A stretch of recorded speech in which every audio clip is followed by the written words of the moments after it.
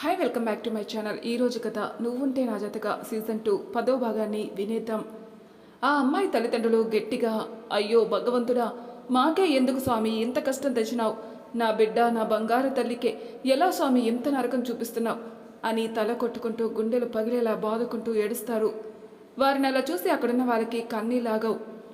రితి వాళ్ళ దగ్గరికి వెళ్ళి, మీరు ఇలా బాధపడితే మీ అమ్మాయికి ఎవరు ధైర్యం చెప్తారు, మీరు ధైర్యంగా ఉండండి అని వాళ్ళని ఓదారుస్తుంది. నవీన్ వాళ్ళని చూసి, చూడండి, మీరు ఇలా బాధపడుతూ కూర్చుంటే ఆ అమ్మాయి ప్రతి నిమిషం నరకం చూస్తుంది, అందుకే మేము చెప్పినట్టు చేయండి అని అంటారు. వాళ్ళు డాక్టర్ వైపు చూసి, ఏం చేయాలి స్వామి, ఇంకా మేము ఏం చేయగలం అని ఏడుస్తారు. నవీన్ వాళ్ళని పైకి లేపి, మీ అమ్మాయికి యుతనేషియా ఇవ్వాలి అండి అని అంటారు. నవీన్ అలా చెప్పేసరికి అందరూ అతని వైపే చూస్తారు. ఆ అమ్మాయి తల్లిదండ్రులు కళ్ళు తుడుచుకుంటూ అయోమయంగా, అంటే ఏంటి స్వామి అని అడుగుతారు. యుతనేషియా అంటే ఇది మార్ఫిన్ అనే ఒక డ్రగ్. ఆ డ్రగ్ హై డోస్ ఇస్తే ఎటువంటి నొప్పి లేకుండా పేషెంట్స్ నిద్రలోనే చనిపోతారు. దీన్ని యుతనేషియా అని అంటారు. పేషెంట్ ఇక అస్సలు కదలరు. వాళ్ళు పూర్తిగా బెడ్కే పరిమితం అనుకున్న వాళ్ళు, కొన్ని రోజుల్లో చచ్చిపోతామని తెలిసినా చాలా బాధను అనుభవించేవాళ్ళు, తమ జీవితం అంతా కోమాలో ఉండి బ్రెయిన్ డెడ్ అయిన వాళ్ళకి ఇంకా వాళ్ళు తిరిగి మామూలు మనుషులు అవ్వలేరు, వాళ్ళు ఉండి బాధ తప్ప ప్రయోజనం లేదు అనుకున్న వాళ్ళకి వాళ్ళ అంగీకారంతోనే ఈ యుతనేషియా ఇంజెక్షన్ ఇస్తారు. అది కూడా పేషెంట్ స్వయంగా అంగీకరించాలి అండ్ వాళ్ళ రిలేటివ్స్ పర్మిషన్ ఇస్తేనే ఇది మేము పేషెంట్కి ఇంజెక్ట్ చేస్తాం. హైకోర్టు ఇందుకు పర్మిషన్ కూడా ఇచ్చింది. ఇప్పుడు మీ అమ్మాయి కూడా ఇలాంటి పరిస్థితుల్లోనే ఉంది. తన హాఫ్ బాడీ పూర్తిగా కాలింది, మిగిలిన సగం కాలిపోయింది. ఈ పెయిన్ చాలా హెవీగా ఉంటుంది కాబట్టి ఇప్పుడు తనకు ఇది ఇస్తేనే మంచిది, అందుకే మిమ్మల్ని అడుగుతున్నాం. ఆ అమ్మాయి తల్లిదండ్రులు కోపంగా, అంటే మా అమ్మాయిని చంపేస్తారా, మేము దీనికి అస్సలు ఒప్పుకోం, మా అమ్మాయి కొన్ని రోజులు బ్రతికినా మాకు అది చాలు, ఆ కొన్ని రోజులే మేము సంతోషంగా మా అమ్మాయిని కళ్ళ నిండా చూసుకుంటాం అని అంటారు. వాళ్ళు అలా చెప్పడంతో అక్కడున్న వారంతా విస్తుపోతారు. రితి అండ్ డాక్టర్స్ వాళ్ళని ఒప్పించడానికి చాలా ప్రయత్నం చేస్తారు, కానీ వాళ్ళు అస్సలు ఒప్పుకోరు. వాళ్ళు కోపంగా అక్కడి నుంచి ఆ అమ్మాయి దగ్గరికి వెళ్ళిపోతారు. రితి వాళ్ళు వెళ్తున్న వైపే చూస్తూ, అదేంటి సార్, కన్న కూతురు ఇలా బాధను భరించలేక ఏడుస్తుంటే వీళ్ళకి ఇంత మూర్ఖత్వం ఏంటి సార్ అని అంటుంది. నవీన్ రితిని చూసి, కొంతమంది అంతే రితి, మనం మార్చలేం. రితి బాధగా తలదించుకుంటుంది. రితి, ఆ అమ్మాయి కేసు నువ్వే టేకప్ చేయి, నీకు ఏం ప్రాబ్లం లేదుగా అన్నాడు నవీన్. నో సార్, ప్రాబ్లం ఏమీ లేదు అని చెప్పి ఆ అమ్మాయి ఫైల్ తీసుకుని ఆమె దగ్గరికి వెళ్తుంది. లోపల ఆ అమ్మాయి తల్లిదండ్రులు ఆమెను చూస్తూ ఏడుస్తూ ఉంటారు. రితి వాళ్ళని చూస్తూ ఆ అమ్మాయిని చూస్తుంది. ఆ అమ్మాయి కంట్లో ఆగకుండా నీరు కారుతూనే ఉంటుంది. రితి బాధగా అక్కడే కూర్చుని ఆమె తల్లిదండ్రులను చూసి వాళ్ళకి నచ్చ చెప్పడానికి చూస్తుంది, కానీ వాళ్ళు ససేమిరా ఒప్పుకోరు. ఇంతలో కొంతమంది వచ్చి ఆ అమ్మాయి తల్లిదండ్రులను ఏదో పని మీద బయటికి తీసుకుని వెళ్తారు. వాళ్ళు వెళ్ళిన తర్వాత రితి ఆ అమ్మాయిని చూస్తుంది. ఆ అమ్మాయి కళ్ళల నుంచి కన్నీళ్లు కారుతూనే ఉంటాయి. రితికి చాలా బాధ వేసి తను కూడా ఏడుస్తూ ఆ అమ్మాయి చేయి పట్టుకుని, భయపడకు బంగారం, నీకేం కాదు, నీకోసం మేమంతా ఉన్నాం కదా, నువ్వు అస్సలు బాధపడకు, ధైర్యంగా ఉండాలి నువ్వు అని ఆ అమ్మాయి కన్నీటిని తుడుస్తుంది. ఆ అమ్మాయి కళ్ళు తెరవలేక తెరుస్తూ రితిని చూస్తుంది. రితి కళ్ళు మూసుకుని ఏడుస్తూ ఉంటుంది. ఆ అమ్మాయి మెల్లగా నోరు తెరిచి ఏడుస్తూ అక్క అని పిలుస్తుంది. ఆ అమ్మాయి పిలుపుకి రితి తేరుకొని చుట్టూ చూసి ఆ అమ్మాయిని చూస్తూ ఉంది. ఆ అమ్మాయి మళ్ళీ అక్క అని పిలుస్తుంది.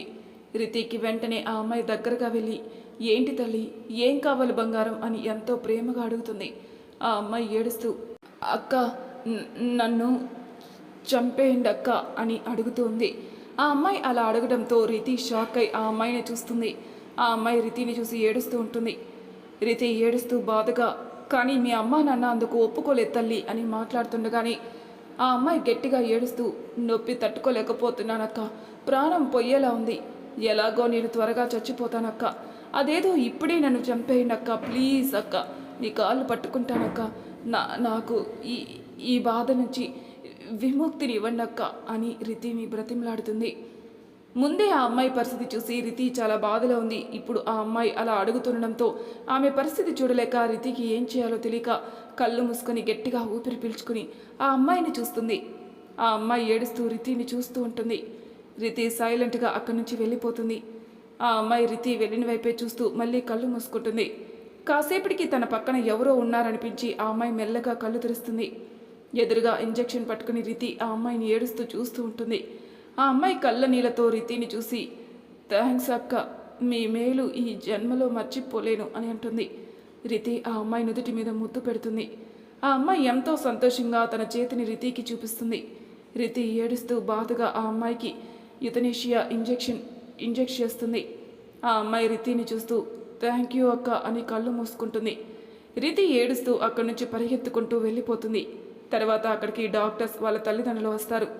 డాక్టర్స్ ఆ అమ్మాయిని చూసి షాక్ అయి షీ ఈజ్ నో మోర్ అని కళ్ళద్దాలు తీస్తారు. ఆ అమ్మాయి తల్లిదండ్రులు ఏడుస్తూ అక్కడికక్కడికే కూలబడిపోతారు. రితి అక్కడికి వచ్చి అందరినీ చూస్తూ ఉంటుంది. ఇంతలో అక్కడికి నవీన్ వచ్చి ఎందుకు రితి ఇలాంటి పని చేశావు అని అడుగుతాడు. రితి ఆశ్చర్యంగా ఆ నవీన్ని చూస్తుంది. ఆ గదిలో నువ్వు తప్ప ఎవరు లేరు రితి. ఇంకా మన ల్యాబ్ నుంచి ఒక యుతనేషియా శాంపుల్ మిస్ అయింది. ఎందుకు ఇలా చేసావు రితి? నీ లైఫ్ని ఎందుకు రిస్క్లో పెట్టుకున్నావు? వాళ్ళ పేరెంట్స్ కూడా ఒప్పుకోలేదు రితి. ఇది ఎవరికైనా తెలిస్తే నీ పరిస్థితి ఏంటి అన్నాడు నవీన్. ఏమవుతుంది సార్, టెర్మినేట్ చేస్తారుగా నన్ను. కానీ ఆ అమ్మాయి బాధతో పోల్చుకుంటే నాకు నా కెరీర్ అంత ముఖ్యం కాదనిపించింది సార్. అందుకే ఇలా చేశాను. ఇకపోతే బాధ ఆ అమ్మాయిది సార్, వాళ్ళ పేరెంట్స్ ఇది కాదు. పడుతున్న వాళ్ళకి నొప్పి తెలుస్తుంది కానీ చూసే వాళ్ళకి కాదు సార్ అని అంటుంది. నవీన్ ఏం మాట్లాడుకున్నా అక్కడి నుంచి వెళ్ళి వాళ్ళ తల్లిదండ్రుల దగ్గరికి వెళ్తాడు. వాళ్ళు నవీన్ని చూసి ఏడుస్తూ ఏందయ్యా ఇది, ఇంకా 15 రోజులు మా అమ్మాయి ఉంటుందన్నారుగా, మరి ఇప్పుడు ఇలా ఎందుకు జరిగిందయ్యా అని అడుగుతారు. నవీన్ రితిని చూస్తూ మీ అమ్మాయి బాధ చూడలేక ఒక దేవత ఇలా కరుణించింది అని అంటారు. రితి బాధగా ఆ అమ్మాయిని చూస్తూ ఉంటుంది. ఇంతలో రితి అన్న పిలుపు వినిపించడంతో రితి తన ఆలోచన నుంచి బయటకు వచ్చి చుట్టూ చూస్తుంది. అందరూ రితిని చూస్తూ ఉంటారు. ఆ అమ్మాయి పేరెంట్స్ రితి దగ్గరకు వచ్చి కోపంగా ఏంటమ్మా నువ్వు చేసింది? నీ వల్ల మా జీవితంలో గడపాల్సిన ముఖ్యమైన రోజులు మా నుంచి లాక్కున్నావు. మా కూతుర్ని నువ్వే చంపేశావు. అది మాకు తెలియకుండా దాచిపెట్టావు. ఇప్పుడు మాకు ఈ బాబు వల్ల నిజం తెలిసింది. లేకపోతే మాకు ఈ నిజం ఎప్పటికీ తెలిసేదే కాదు అని రుద్రాన్ని చూస్తారు. రితి ఏం మాట్లాడకుండా ఏడుస్తూ రుద్రాన్ని చూస్తుంది. అఖిల కోపం పీక్స్కి వెళ్ళిపోయి గట్టిగా నా కూతురు తప్పు చేసిందని సాక్ష్యం చూపించండి, అప్పుడు నమ్ముతాం. అంతేకాని ఇలా లేనిపోని నిందలు వేస్తే ఊరుకోం అని అంటుంది. రుద్ర నవ్వుతూ ఎందుకు లేవు మిసెస్ అఖిల గారు, సాక్ష్యం ఉంది, కావాలంటే మీరే చూడండి అని చారీ వైపు చూస్తాడు. చారీ ల్యాప్టాప్ ఆన్ చేసి ఒక వీడియో ఓపెన్ చేసి అందరికీ చూపిస్తాడు. ఆ వీడియోలో రితి స్వయంగా తన చేతులతో ఆ అమ్మాయికి యుతనేషియా ఇస్తున్నది మొత్తం రికార్డ్ అయి ఉంటుంది. అది చూసి అందరూ షాక్ అయి లేచి నించుంటారు. హాస్పిటల్ హెడ్ రితిని చూసి కోపంగా వాట్ ఈస్ దిస్ రితి, ఇంత పెద్ద డెసిషన్ నువ్వు ఒక్కదానివే ఎలా తీసుకున్నావు? ఇప్పుడు మేము వీళ్ళకి ఏం సమాధానం చెప్పుకోవాలి? నీ వల్ల మా హాస్పిటల్ పరువు పోయింది. నిన్ను మేము టెర్మినేట్ చేస్తున్నాం మిస్ రితిక. ఇంకా ఎవరూ మీలాగా తప్పు చేయకూడదు అని కుమార్ గారిని చూసి ఈరోజే మీరు కోర్టుకు రండి, మీ వల్ల మాకు చాలా లాస్ వచ్చింది, ఆ భారం అంతా మీదే అని చెప్పి ఆ అమ్మాయి పేరెంట్స్ని తీసుకొని కోపంగా అక్కడి నుంచి వెళ్ళిపోతారు. రితి ఏడుస్తూ అక్కడే కూర్చుండిపోతుంది. కుమార్ గారు వచ్చి రితిని పట్టుకుంటారు. అఖిల కోపంగా రుద్రాన్ని చూస్తూ ఉంది. రుద్ర స్టైల్గా కూలింగ్ గ్లాస్ పెట్టుకుని అఖిలను రితిని మార్చి మార్చి చూసి అఖిల దగ్గరగా వెళ్ళి నా హిస్టరీ గురించి మాట్లాడితే ఎలా ఉంటుందో నీకు ఇప్పుడు అర్థమైందా మిసెస్ అఖిల? నా ఈగో హర్ట్ అయితే ఏం జరుగుతుందో దాని ఫలితం ఏ రేంజ్లో ఉంటుందో చూసావుగా, ఇంకెప్పుడు నాతో పెట్టుకోకు అని అక్కడి నుంచి వెళ్ళిపోతాడు. అర్ధగంటలో తను చిన్నప్పటి నుంచి కష్టపడి చదివిన చదువంతా ఇక పనికి రాకుండా పోయిందని, తన జీవితం ఎలా మలుపు తిరిగి మారిపోయిందో అని, తన వల్ల తన కుటుంబం పరువు పోయిందని వీటన్నిటినీ రితి జీర్ణించుకోలేకపోతుంది.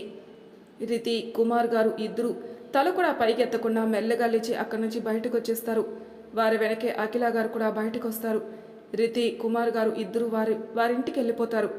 అఖిల వాళ్ళని ఫాలో చేస్తూ వారింటికి వెళ్ళి లోపలికి అడుగు పెడుతుండగా ఆగు అన్న అరుపు వినిపించడంతో అఖిల గారు గుమ్మం దగ్గరే ఆగిపోతారు.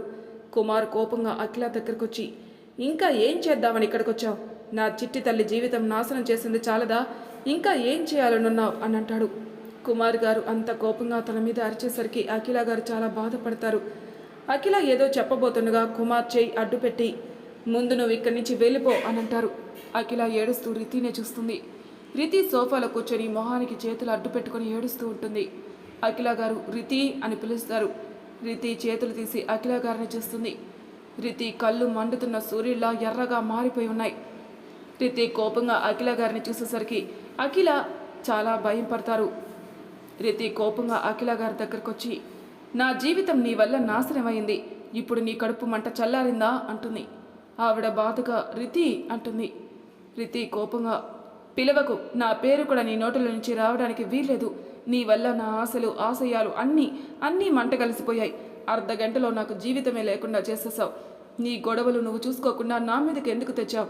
ఇక జీవితంలో నీ మొహం నాకు చూపించకు అని అఖిల గారి మొహం మీదే డోరు వేసేస్తుంది. అఖిల గారు బాధగా ఏడుస్తూ అక్కడి నుంచి వెళ్ళిపోతారు. రితి అక్కడే కూర్చొని ఏడుస్తూ ఉంది. రుద్ర కారులో కూర్చొని ల్యాప్టాప్ చూస్తూ ఉంటాడు. చారి బాధగా రుద్రాని చూస్తూ ఉంటాడు. రుద్ర చారిని చూడకుండానే ఏమైంది చారి అని అడుగుతాడు. చారి బాధగా, తప్పు అఖిల గారు చేస్తే వాళ్ళ కూతురు లైఫ్ ఎందుకు స్పాయిల్ చేశారు సార్?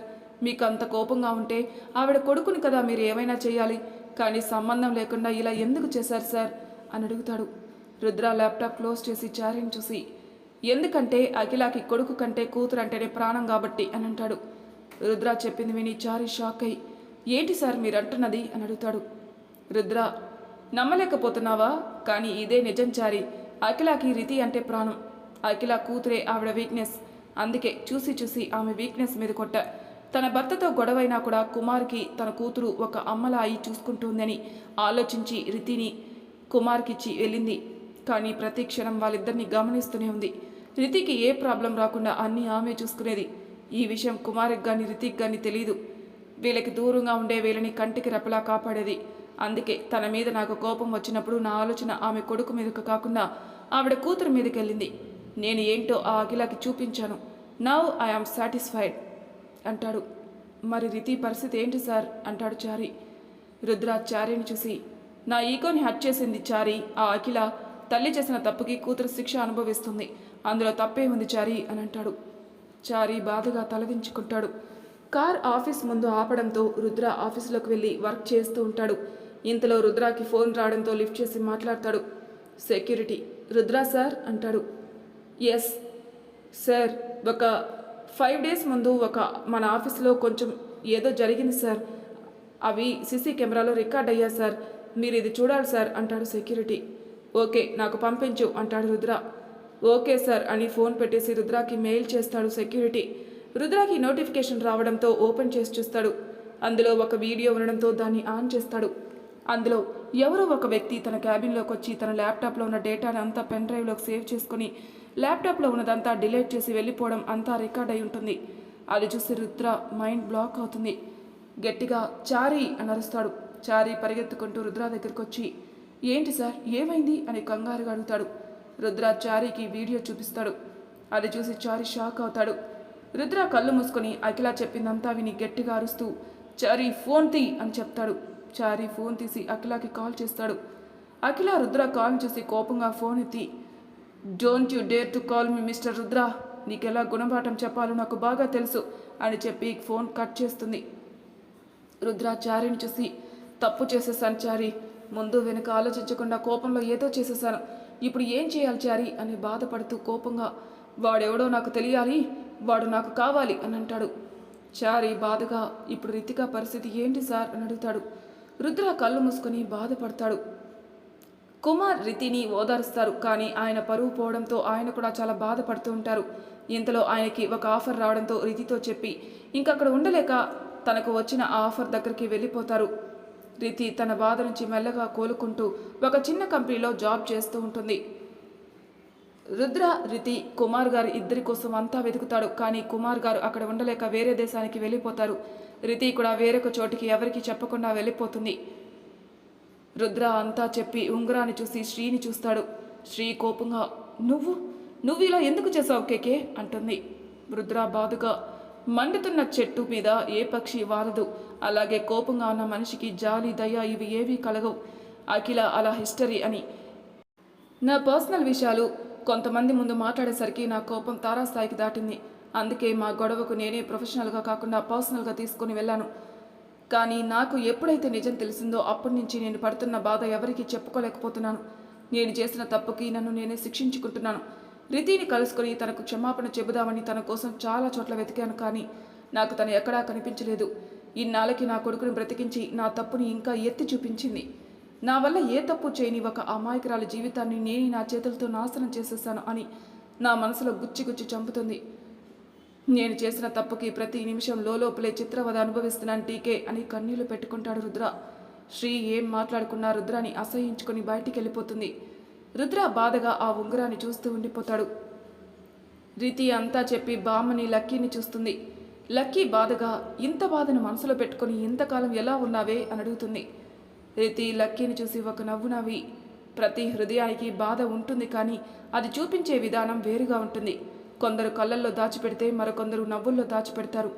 ఇంతవరకు నేను చేసింది కూడా అదే అని అంటుంది. లక్కీ ఏడుస్తూ రితిని కౌగిలించుకుంటుంది. బామ్మ బాధపడుతూ వీళ్ళనే చూస్తూ ఉంటారు. మరి తర్వాయి భాగంలో ఏం జరుగుతుందో నెక్స్ట్ ఎపిసోడ్లో తెలుసుకుందాం. అంతవరకు నా ఛానల్ సబ్స్క్రైబ్ చేయని వాళ్ళు ప్లీజ్ సబ్స్క్రైబ్ చేసుకోండి, లైక్ చేసి షేర్ చేయండి, మీ అభిప్రాయాలు నాకు కామెంట్ రూపంలో తెలియజేయండి. Thank you for listening.